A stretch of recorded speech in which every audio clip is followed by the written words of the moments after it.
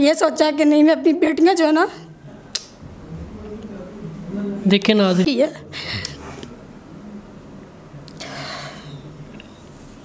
नाज़रीन, धोखा, गलत बयानी, झूठ किसी दूसरे इंसान की ज़िंदगी कैसे बर्बाद करता है। अस्सलाम वालेकुम नाज़रीन, मैं हूं अब्दुर्रहमान और आप देख रहे हैं निकाह.com। नाज़रीन, हमारा माशरा दिन ब दिन बिगाड़ का शिकार होता जा रहा है। इंसान, हम लोग अपनी लिमिट क्रॉस कर चुके हैं, यहाँ तक कि हमने अखलाकियात की लिमिट भी क्रॉस कर दी, जिसकी वजह से माशरा ख़राब हो गया। इस ख़राब माशरे के तासुरात हर ज़िंदगी, हर लाइफ पे पड़ते हैं। मेरे साथ एक लड़की मौजूद है जो इस असरात का शिकार हुई। आइए इनसे पूछते हैं इनकी लाइफ में ऐसा क्या हुआ कि इनको कैमरे के सामने आना पड़ा और अपनी लाइफ को शेयर करना पड़ा। जी अस्सलाम वालेकुम। जी वालेकुम अस्सलाम। मिस, आपका नाम? मेरा नाम मुस्कान मलिक है। जी मिस, मुझे ये बताइएगा कि आपके साथ ऐसा क्या हुआ, क्या ऐसा हुआ कि आपको यहाँ पे कैमरे पे आना पड़ा और हमें ये माशरे में जो बढ़ता हुआ बिगाड़ है इसको लोगों के सामने लाना पड़ा? जी बिल्कुल, बात ऐसी है कि मेरी उम्र इतनी नहीं थी जितने के बोझ मेरे सर के ऊपर आ गए। मेरी 16 साल उम्र थी। मेरी वालदा थी, वालिद मेरे की डेथ हो गई थी। अपने घर के अंदर बहुत लाडली थी मैं। मेरी वालदा ने मेरी शादी कर दी। फिर मैं अपने ससुराल में चली गई। जब ससुराल में गई तो जाके देखा कि जो हस्बैंड थे वो बहुत ज़्यादा नशा करते थे। इसी तरह हमारा सिलसिला तकरीबन 1 साल तक हमारा चलता रहा। वालदा ने जानबूझकर उस नशाई आदमी से शादी की थी कि उसने झूठ बोला था? नहीं, वालिद तो जाहिर सी बात है, वालदा तो ऐसा नहीं करेंगी कि किसी नशई बंदे के हाथ में अपनी बेटी सौंप दें। ऐसा हुआ कि उनके घर में जब शादी की तो उस शख्स को इतनी शर्म नहीं आई कि हमने इनकी बेटी की, एक तो पहली बात है कि उम्र इतनी नहीं है, ऊपर से हमने झूठ बोला है, झूठ बोल के शादी कर ली। 1 साल तक ये सिलसिला। नाज़रीन ये देखें, झूठ बोला। पहले जो बुराई की जड़ है यहाँ से स्टार्ट हुई कि उन्होंने झूठ बोला। अगर वो सच बोलते तो इनकी ज़िंदगी ना ख़राब होती। उन्होंने पहले तो ये झूठ बोला कि हमारा बेटा बहुत मेहनती है, बहुत मेहनत करता है, वो सिल सितारे का काम करता है, रंग पेंट का काम करता है। लेकिन ऐसा कुछ भी नहीं था कि वो कोई भी काम नहीं करता था। वह सारा दिन नशा करता था, रात वो सोता था। और यहाँ तक कि मैंने 1 साल उनके साथ गुजारा। फिर मेरा एक बेटा पैदा हुआ। बेटे के बाद माशाल्लाह मेरी 2 बेटियाँ पैदा हुई। मैंने 10 साल उनके साथ अपनी ज़िंदगी बसर की।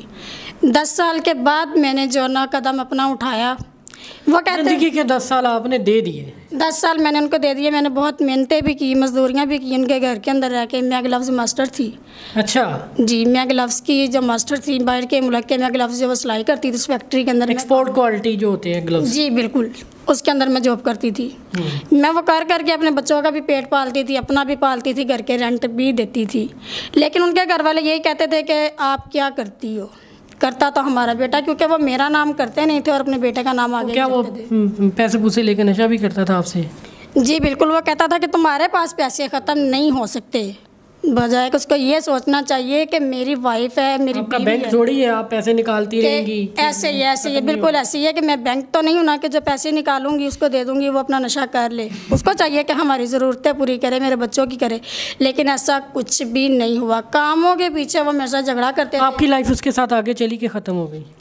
लाइफ आगे नहीं गई। जब 10 साल गुजरे तो हमारी लाइफ का समझने के एंड हो रहा था। मैंने उनको बोला कि अगर आप अभी भी नहीं ठीक होंगे तो मैं ये घर छोड़ के चली जाऊंगी। आप तंग आ गई थी? बिल्कुल तंग आ गई थी। मैंने अपनी वालदा से ये बात की तो मेरी वालदा ने बोला कि बेटा आप आ जाओ। मैं अपनी वालदा के घर चली गई। जाके उनके पास तकरीबन 5 माह मैं उनके पास रही हूँ। उनके पास रहती रही हूँ। वो मुझे कोई खर्चा कुछ भी यानी कि कोई सपोर्ट नहीं करते थे। मेरे ससुराल वाले कहते थे कि ये गलत है। मेरी वालदा ने मुझे सपोर्ट किया, मेरे बच्चों को संभाला, मुझे संभाला। काफ़ी देर तक वो हमें संभालती रही हैं। फिर मैंने डिवोर्स का दायरा कर दिया। मैंने उनसे डिवोर्स ली। डिवोर्स के बाद जो है ना मैं अपनी ज़िंदगी काफ़ी अच्छी तरीके से बसर करने लगी थी। लेकिन उसके बाद मुझे किसी शख्स के साथ मोहब्बत हो गई। मैंने सोचा कि नहीं, उन्होंने मेरा बेटा जो है ना मेरे से छीन लिया था। तो मैंने ये सोचा कि नहीं, मैं अपनी बेटियाँ जो है ना। देखिए नाज़रीन, धोखा, गलत बयानी, झूठ किसी दूसरे इंसान की ज़िंदगी कैसे बर्बाद करता है। ये बेचारी आके कैमरे के आगे रो पड़ी है। इससे पहले ये बड़ी बहादुर होकर बैठी हुई थी। मुझे नहीं यकीन था कि ये इस तरह की भी बात कर सकती हैं। मेरी बेटियां जो ना काफ़ी छोटी थी तो मैंने ये सोचा कि चलो इनको एक वालिद की भी ज़रूरत है। मैंने उनके साथ शादी कर ली। जब मैंने उनके साथ शादी की तो वो आगे किसी और लड़की के साथ का अफेयर चल रहा था। अच्छा, वो भी धोखा? फिर वो भी मुझे धोखा मिला। बात ऐसे हुई कि वो चलता रहा, मुझे पता चल गया। मैंने आखिर फिर उनके घर वालों से बात की, उनको बताया कि ये सारा मामला जो है ना इस तरह से चल रहा है और मैं ये बर्दाश्त नहीं कर सकती, क्योंकि ये सारी चोट मैं पहले खा चुकी हूँ। और देखें, मैंने अगर जो कुछ भी किया ना, मैंने अपनी बेटियों के लिए किया।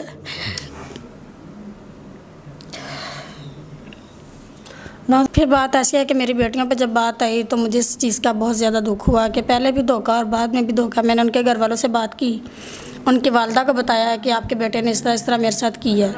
फिर ये है कि उन्होंने काफ़ी उसको डांटा, झगड़ा भी किया इस बात पे। उस लड़की के भी जाके घर में बातचीत की सारी।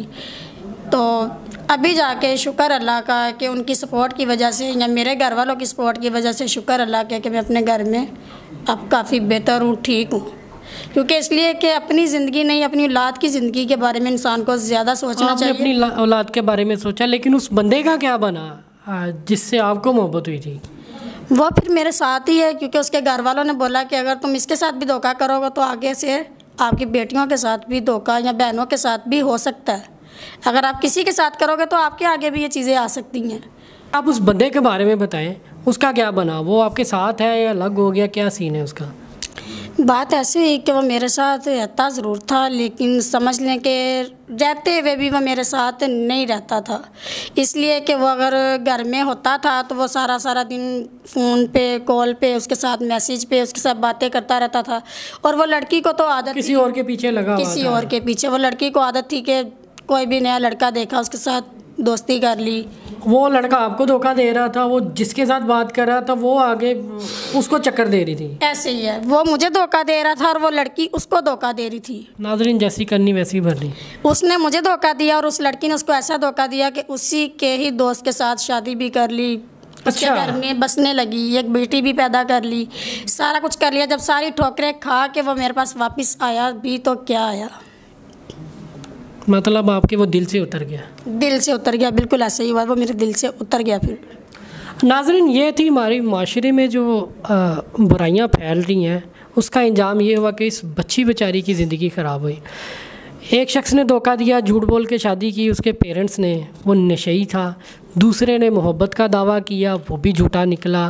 फिर उसने जिससे आगे बातचीत चलाई, जिससे मोहब्बत की उस मर्द ने, उस लड़की ने उसको धोखा दिया। मतलब कि पूरा माशरा ही इस तरह चेन बनी हुई है, सभी एक दूसरे के साथ धोखा करते हैं। तो ये माशरा किस तरह संभलेगा? ये एक बहुत बड़ा मैसेज है आप लोगों के लिए। ये उन लोगों के लिए जो फ्रॉड करते हैं, झूठ बोलते हैं, लोगों को वर्गलाते हैं या अपने पीछे लगाते हैं या कुछ भी करते हैं। ये बहुत बड़ा आज का मैसेज है। इसके साथ ही मुझे दें इजाज़त। खुदा हाफिज़।